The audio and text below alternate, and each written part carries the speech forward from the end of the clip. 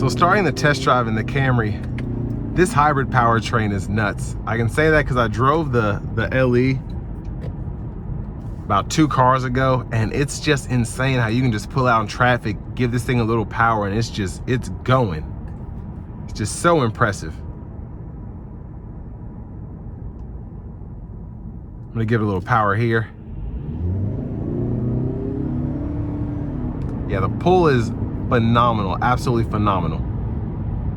It's so quick on its feet, it's so agile, and then you're still able to get that 50 miles per gallon when you drive it, you know, trying to baby it.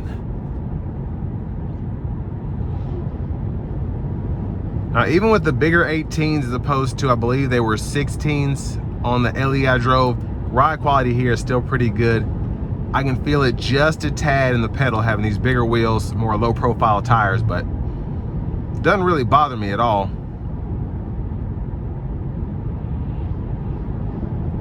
Sound acoustics are still really good. I think I'm in the normal drive mode now.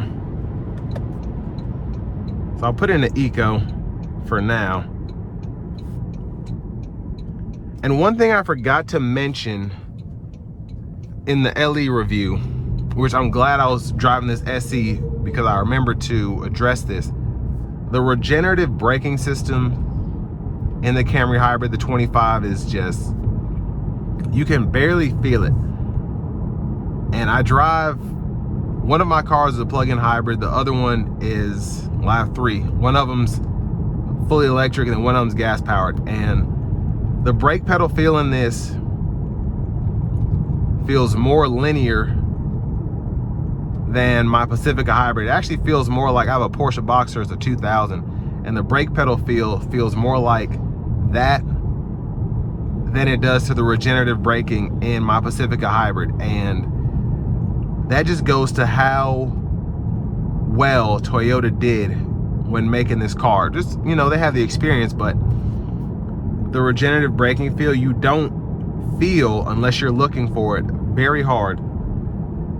You don't feel that gap between the regenerative braking and the, you know, when it goes full on just actual disc brakes. So yeah, that's downright impressive. It really is. Like, it just feels like a normal Camry when I'm stopping this.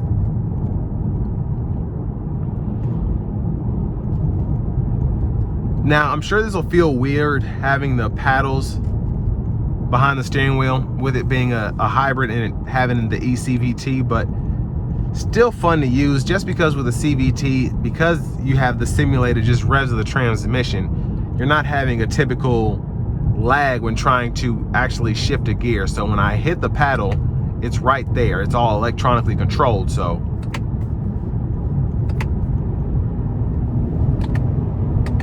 And it's just fun to use, really.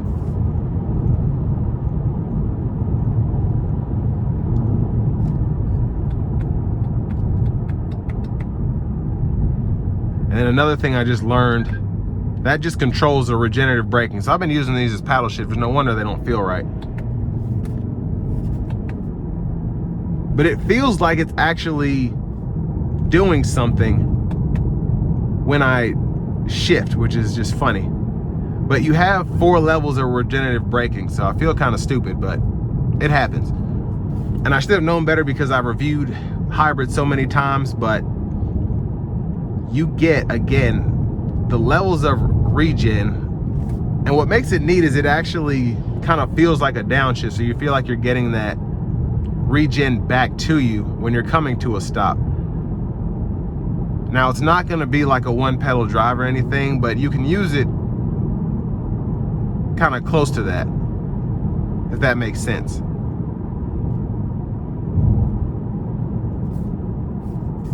So I know a lot of people are going to be in the comments saying those aren't actual paddle shifters, they're just for the regen, but if you watch the whole review, you'll see I figured that out. Oh man. But I've never really, I can see why that might be confusing, because you can go over here and this puts you into the sport shift mode, and I can see why that could be confusing, where you're using this to actually shift the simulated shifts for the CVT, and then you're using the paddle shifters for the regen. But I'm gonna put this thing in sport mode. I'm gonna give it a nice pull here.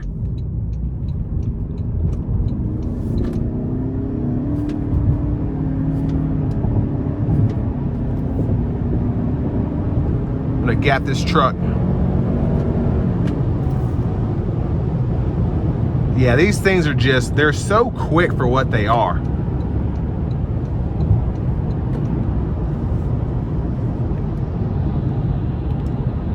So we got everything going. So adaptive cruise, lane centering, all that's on now. And I said this about the LE, the practicality behind these is just unbeatable. You can even look at, let's say, a Tesla Model 3, the Mach-E. Although those are electric, you kind of have to make some changes to your lifestyle to really get the full effect of those. I have a Mach-E that has about 63,000 miles on it. And, you know, I have a routine, but when I go out of town and things of that nature, I do have to plan my trip. These are, and they've been like this, but just the 25 just knocks it out of the park. Just having all of your safety sense features, something that is very quick for hybrid, very quick. And then you still don't have to worry about the growing infrastructure for electric charging stations. You still just go fill this up at any gas station. It'll take regular gas like any other car. And you're still getting 50 miles per gallon. It's insane. And honestly, I would take this over a Prius any day because the space in here is great. Even though the new 24 Prius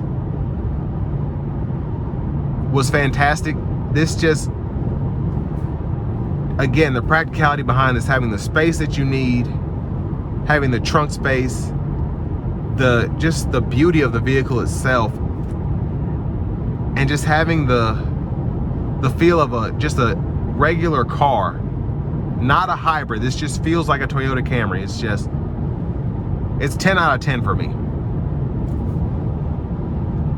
But I want to give one more thank you to John Roberts Toyota for allowing me to review this Camry today. Again, I'll leave a link below in the description. And if you're looking to get the best price on one of these in your area, just click on that other link down below. It takes literally a minute to fill out your info, and then I'll get the dealers in your area fighting to get you that best price on one of these. But even its sticker, I mean, these things are a steal. Especially the LE that I just drove that was 30 grand MSRP. This car is just fantastic. That's all I can say.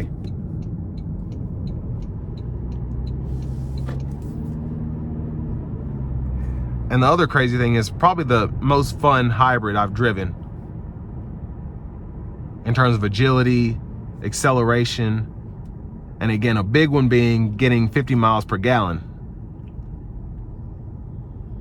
But with all that being said, this will bring me to the end of my review of this new 2025 Toyota Camry Hybrid in the SE trim level.